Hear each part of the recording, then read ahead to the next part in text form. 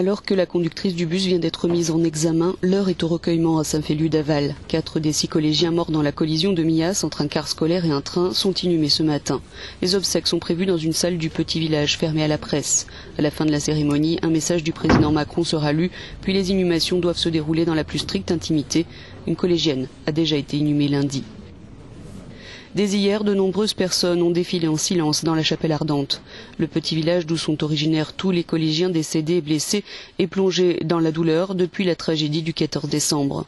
Ce jour-là, à 16h03, le car de ramassage scolaire avec à son bord 23 collégiens a été percuté à un passage à niveau par un TER qui roulait à 75 km/h. Sous la violence du choc, le car a été coupé en deux.